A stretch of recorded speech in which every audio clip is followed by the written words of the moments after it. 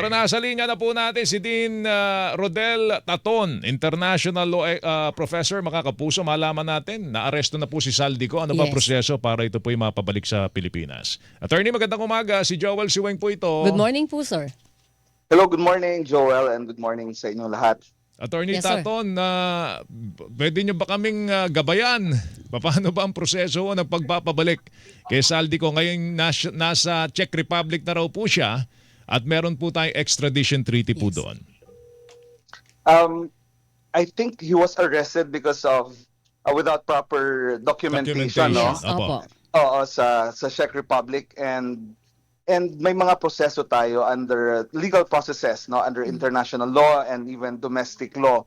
I think for his case, pwedeng deportation or extradition that can be applicable sa kanyang sitwasyon, and depende sa local authorities na may hawak sa kanya, no, for example Prague authorities. But if you look at it, ang pagpasok niya sa Prague or Czech Republic ay violation ng immigration laws, Yes. no? So aptly ang deportation is proper procedure for him for violation of the immigration laws, and it can be the menace to the local authorities, no? Pwede siyang ibalik sa Pilipinas by the process of deportation. Ang deportation meaning it is unilateral, meaning it is an action by the state, no? Kung saan siya nakita.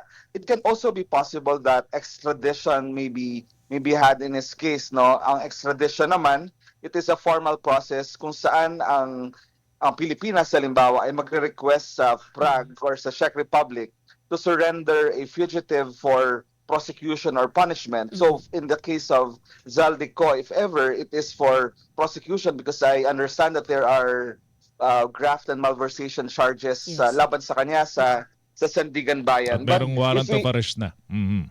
at may warrant of arrest na. So for prosecution, no. So kung titingnan natin, ang extradition naman ay ano dito, no, may kinalaman ang Pilipinas saka sa Prague, meaning it is bilateral in nature, Yes. because the basis of extradition is a treaty, no, or Yes. extradition treaty. Pero mas mabilis yata ang deportation, no. So it depends on how we deal with the Czech authorities as well, and I think the Philippines and Czech Republic has a very good diplomatic ties, so I think it could be easier for them to negotiate on this aspect. Ito lang din kasi ang sinasabi, pagka daw deportation, sa point of origin, ibabalik. Kung galing siya ng France at tatawid siya sana ng Prague. papasok siya ng Prague, malamang sa France daw po ito ibalik kung deportation o pag-uusapan. Ano bang mas dapat mamayani po rito, Attorney? Kasi kung titingnan natin, really it's with the point of origin, no? But remember that Czech Republic is within the European Union, no? So isa lang sila doon sa may isang sistema, no, na naig sa immigration and other cooperation arrangements between the European Union and in relation to the other states. No, if it could be a menace to Czech Republic, it may be so as well in other parts of the European Union, and that's why we can travel. If you have visa in Czech, you can even travel to France or where, no. Pero I think that's one thing na pwede nating tingnan. But if we look at it, and based on the arrangements and cooperation agreements and arrangements by the Philippines and the Czech Republic, I would suppose that he should be back to the point of his origin, which is the Philippines. Okay. Kasi alam naman natin na parang naglumipat lang siya, 'di ba, for these purposes. Din, dahil nagkaroon siya ng violation sa immigration laws ng Prague kaya sa naaresto, hindi ba siya kakasuhan muna doon at haharapin yung penalties doon sa ilalim ng kanilang batas? Yes, I agree, no. Sa domestic laws will deal with him first, particularly that immigration laws were violated. So may mga proseso, legal processes na pwedeng gawin doon sa kanya, and that is within the national processes by the Czech Republic. Yes po. So, pag halimbawa nakasuhan siya doon, dahil sa violation ng immigration laws, hihintayin ba muna na siya ay mahatulan, mapagsilbihan niya yung parusal sa kanya doon sa violation na yon bago magkaroon ng process ng deportation, or pwedeng outright deportation agad habang hindi pa siya nahatulan?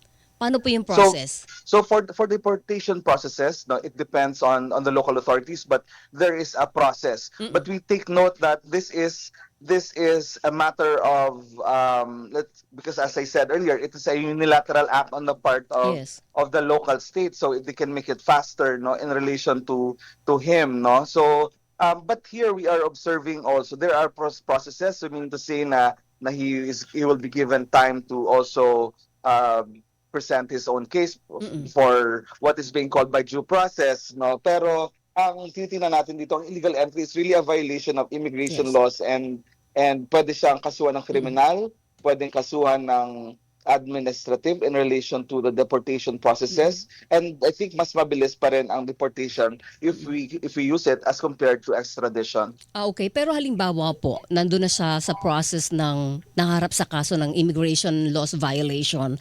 Kahit nasa gitna ng proseso ng kaso doon, pwede tayong mag-process naman ng extradition, or hindi pwedeng sabay yung dalawang proseso na yon?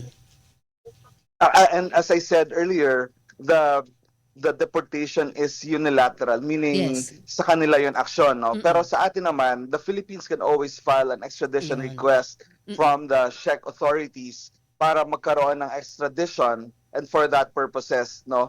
So, and these are two independent and separate cases. And ang sinabi niyo po, mas mabilis ang deportation kaysa sa extradition processes. Yes, it may be faster because sa kanilang proseso lang, and wala nang maraming pag-uusap between the different authorities, no? Between the Philippines and Czech Republic, plus kasi may mga proseso din para magkaroon ng trial and hearing, just to prove that there are cases really filed against him for graft and malversation and all that, and that person can be brought only for that particular cases by the doctrine of what we call doctrine of specialty, no? Okay.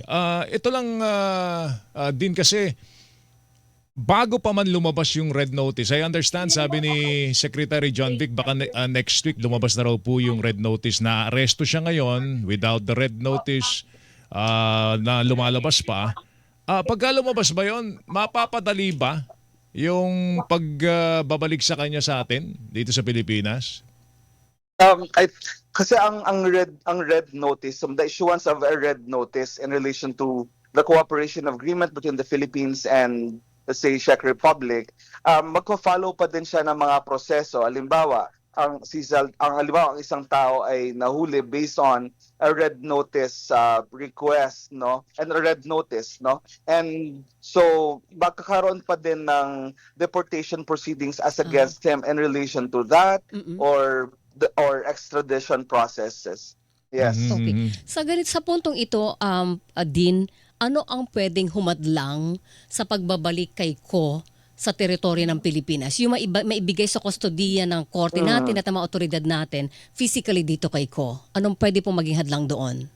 I think without giving any advice, no, Yes. pero there are instances na akala natin sa movies lang, but in real life it can be probably done, and it can be said na pwede siya mag-asylum and he can seek asylum and file for a refugee status there on the basis of unfounded fear of being persecuted on account of his political opinion, etc. But take note that this is, again, it's a matter of argument, kasi hindi naman to case of persecution but prosecution, May kaso prosecution na eh. because of the graft and pero yun yung niya, baka pwedeng yun yung probably ang gagamitin niya is he can seek for asylum, which is the initial stages of applying for that, in the same way that Roque has been using this, no. So kasi pag nag-apply ka, even the application alone for as an asylum seeker or a refugee status,